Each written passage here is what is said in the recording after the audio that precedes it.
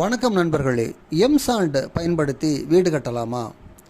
இது பற்றி நான் இதற்கு முன்பே பதிவுகள் வெளியிட்டிருந்தாலும் தற்பொழுது மீண்டும் இது பற்றி பேச காரணம் நேற்று நடந்த ஒரு சம்பவம். நேற்று நான் ஒரு திருமண விழாவில் பங்கெடுத்து கொண்டிருந்த பொழுது அங்கு வந்த ஒரு நண்பர் கேட்டார் இதே கேள்வி, அதாவது எம்சாண்ட் பயன்படுத்தி வீடு கட்டலாமா? ஏனென்றால் அவர் ஒரு வீடு கட்ட திட்டமிட்டுள்ளார். அந்த பில்டர், அந்த கான்ட்ராக்டர், நான் எம்சாண்ட் தான் பயன்படுத்த போகிறேன், ஆனால் ரிவர் சாண்ட் ரொம்ப டிமாண்டாக இருப்பதால் நாம் எம்சாண்ட் தான் பயன்படுத்தினேன் என்று சொல்லியிருக்கிறார். இதை பற்றி அவருடைய நண்பர்கள் மற்றும் உறவினர்களிடம் கேட்டபொழுது அவர்கள் கொஞ்சம் குழப்பி விட்டுருவார்கள். எம்சாண்ட் ரொம்ப ஸ்ட்ரென்த்து குறைவாக இருக்கும், ரொம்ப நாளைக்கு நிற்காது, வீடு பலவீனமாக போயிடும், கட்டடம் பலவீனமாகிடும் போன்ற பல கதைகளை அவர்கள் சொல்லியிருக்கிறார்கள். அதனால் கொஞ்சம் பயந்துட்டார், கொஞ்சம் கன்ஃபியூஷன் ஆகிட்டார். இதை தெளிவுபடுத்திக் கொள்வதற்காக என்னிடம் கேட்டார். நான் சில விளக்கங்களை சொன்னேன். அவர் அதை கேட்டு அவர் ரொம்ப சந்தோஷம் அடைஞ்சிட்டார். அவரிடம் இருந்த குழப்பங்கள் அகன்று ஒரு நிம்மதி அவர் அடைந்ததை நான் உணர்ந்தேன்.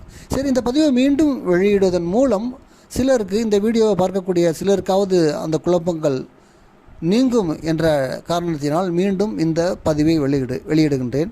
எம்சாண்டை கட்டிடம் கட்ட பயன்படுத்தலாமா என்றால் கண்டிப்பாக பயன்படுத்தலாம். எப்பொழுது பயன்படுத்தலாம் என்றால், நீங்கள் வாங்குகின்ற எம்சாண்ட் தரமாக இருக்கின்ற பொழுது அதை பயன்படுத்தலாம்.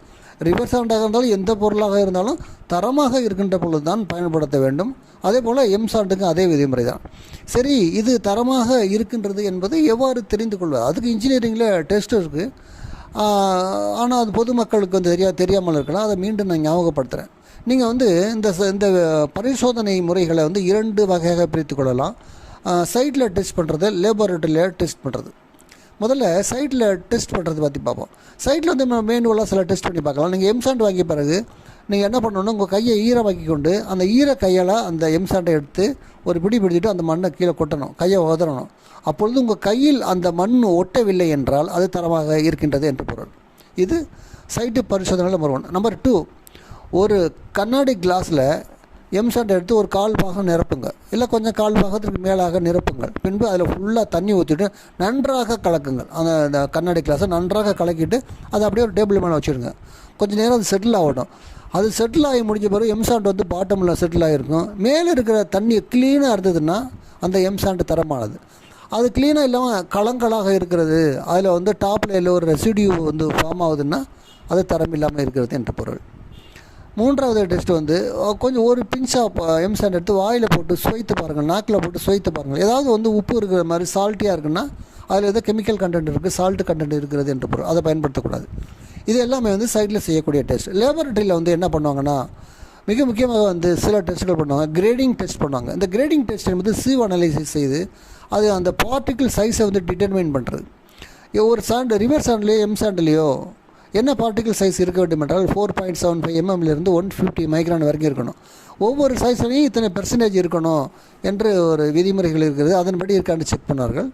அப்புறம் சில்ட் கண்டென்ட், அதாவது அதில் சில்ட் அந்த எவ்வளவு இருக்கிறது. சில்ட் என்றால் below 150 micron, very minor particle அதுதான் சில்ட்டுன்னு சொல்லுவாங்க. அது எவ்வளவு இருக்கிறது என்று பார்க்கணும். அதாவது 8 to 10% வரைக்கும் அலௌடு. அதுக்கு மேலே இருந்தால் கண்டிப்பாக அது தரம் குறைந்தது என்று பொருள். சில்ட் கண்டென்ட் டெஸ்ட் பண்ணுவாங்க. அதுக்கு அடுத்தபடியாக பல்கிங் டெஸ்ட் பண்ணுவாங்க. பல்கிங்னால் அதோட டெம்பரரியாக தற்காலிகமாக அதனுடைய வேல்யூம் எவ்வளோ தூரம் இருக்குது அது இந்த வாட்டர் சிமெண்ட் ரேஷியோ டிட்டர்மைன் பண்ணுறதுல அது பயன்படும்.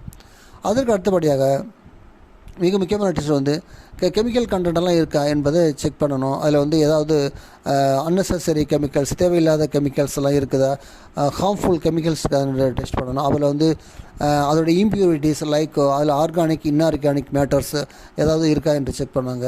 அதற்கு அடுத்தது ஸ்பெசிஃபிக் கிராவிட்டி டெஸ்ட் பண்ணணும். ஸ்பெசிஃபிக் கிராவிட்டி டெஸ்ட் எதை டிட்டர்மைன் பண்ணுதுன்னா, அதனுடைய அந்த பார்ட்டிகளோட கடினத்தன்மையை உறுதிப்படுத்திக் கொள்வதற்கு அந்த ஸ்பெசிஃபிக் கிராவிட்டி டெஸ்ட் பயன்படுது.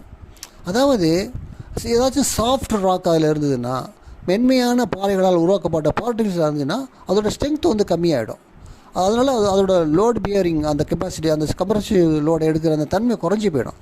அதனால் ஸ்பெசிஃபிக் கிராவிட்டி டெஸ்ட் பண்ணி அந்த வேல்யூ அப்டைன் ஆகுதான்னு பார்ப்பாங்க. ஸோ இந்த பரிசோதனைகள்லாம் சரியாக இருந்தது என்றால் அது தரமானது என்று பொருள்.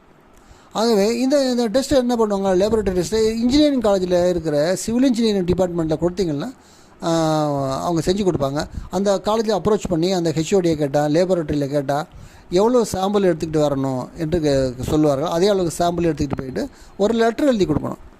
அந்த லெட்டர் எழுதி கொடுத்தா அந்த டெஸ்ட் பண்ணி அந்த ஹெச்ஓடியை வந்து சைன் பண்ணி கொடுத்துருவார்.